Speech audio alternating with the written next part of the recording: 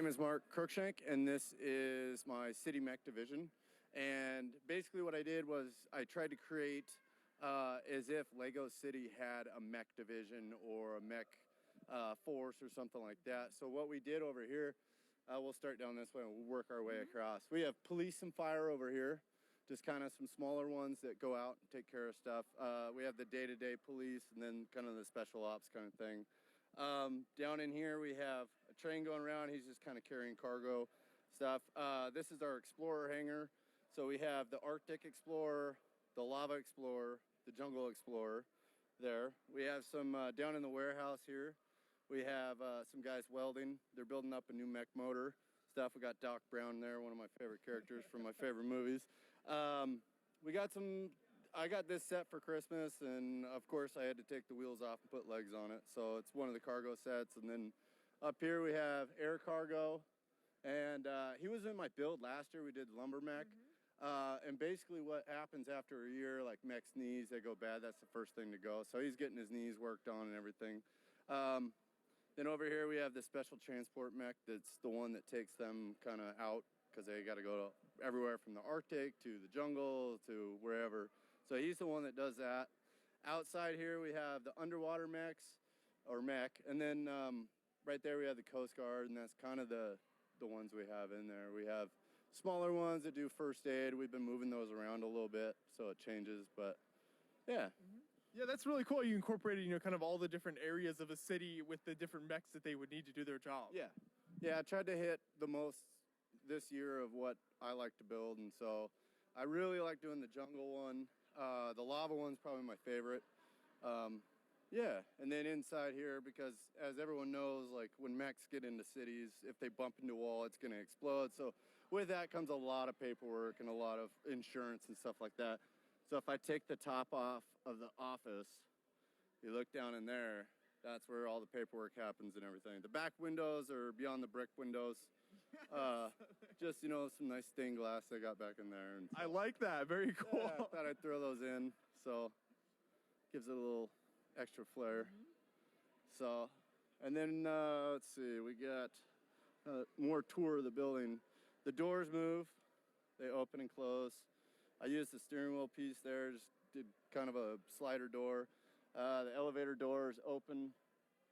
The elevator doesn't go up and down, everyone asks, and I didn't go that far. I was focusing more on building mechs and stuff like that. So yeah, and then these doors open up down here and they just kind of disappear into the wall. And there's another one up there, but yeah. Some of the features on the mechs are like this underwater one. Let's see if I can do this without breaking it. It has kind of these assistant propellers that help him kind of run underwater. And if he gets into a tight spot or something, it has like an escape pod that comes off and he can take off. This goes into rest mode and waits for him to come back. So you can put that back on there, hopefully. Nice play features there. Yeah. In my head, he just kind of jumps from here into the water, but, I have a kind of a crazy imagination, so yeah. That works. When you start with these mechs, obviously you've got a lot of different kinds here and sizes. Is there kind of a typical part of the mech you start building and then you build out from there, or how does that work? Well, yeah, kind of. Like with me, with the smaller ones, I'll always start with the cockpit and kind of work in and then make it stand. So I'll go from cockpit down to legs. And then if I can get it to stand, then I'll usually go to the arms and then the hands, and then I'll detail it out with some tiles and stickers and stuff like that. The bigger ones, I'll build the whole torso first. Like these over here, I did the torso first. We'll show you on this one because I like to do it. Let's see if I can do it without dropping. Yep. They pull off like that, and that just gives it a sense of like you can actually rotate it if you do it right. It's been a long day. That's fine. Yeah, that's a great design there. And these ones, as far as like posability, I knew I just kind of wanted them. See, I've been playing with them all day, so they're just kind of falling apart. I got to fix them up, but I just wanted them to stand there and look kind of mean and tough. So yeah, I kind of put them in their stance, and they have minimal like posability and stuff like that. But yeah, I usually start with the torso, go to the legs, and then once I get it to stand, then I'll put the arms on and stuff like that. So Yeah. And then the build as a whole here, where'd you kind of start planning out with that? Was there a central area you built from and went out from there? Yeah. After last year's show, so about a year ago, I knew I wanted to do like an Explorer hangar. So I started in this middle section and kind of got bigger and bigger and bigger.